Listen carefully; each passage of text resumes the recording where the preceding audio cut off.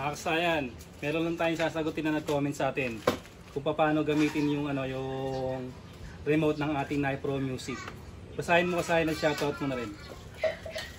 Shoutout kay Marky Wrights. Sir, naglagay ako nito. Tanong ko lang, naka-dual horn kasi ako, nilagay ko siya sa loud horn, yung Nipro remote. Bakit ganon? Hindi siya gumagana ng accurate. Minsan gumagana naman kaso ang hirap niya paganahin. Paano po ba dapat gawin? Anong pipindutin sa remote para gumana ito?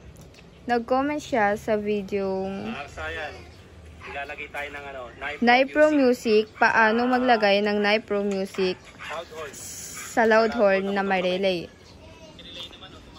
Siya Kasayan na. Shoutout din kayo kay Tamski.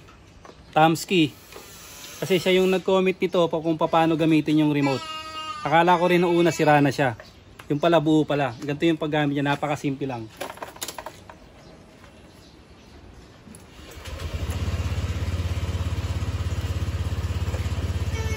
Ito yung remote ko sa akin ha. And ito yung busina natin. Ito yung yung busina natin. Kailangan nakapindot tayo rito bago tayo maglipat. Press muna natin yung ating busina. Kung papunta sa taas, ito number 5 to. Pindutin natin. Yan. Naging number 4 na kaagad siya. Ngayon, press na naman natin.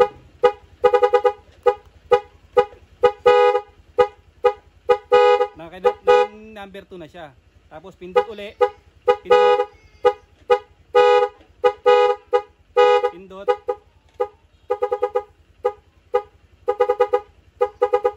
Kailangan nakapindot tayo sa ating tutok mo dito. Kailangan nakapindot tayo sa ating busina bago tayo magpalit ng Saka tayo pipindot dito kung pataas o pababa yung paglipat natin. Diin natin ganyan. Tapos lipat. Lipat.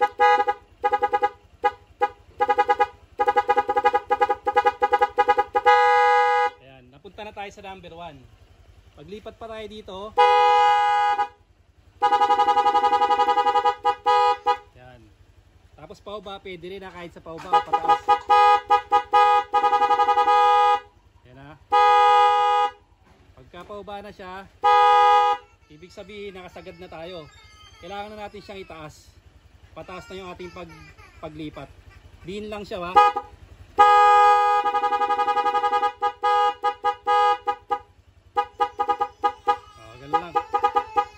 ganun lang Kasayan, simple lang ha. Pagka pinindot natin to, diniin na natin, sabay pindutin, isasabay natin yung lipat. Pagka sumagad na, puro pataas na lang tayo. Sana nakatulong to sa nag-comment sa atin. Hanggang dito na lang mga Kasayan. Salamat sa panonood.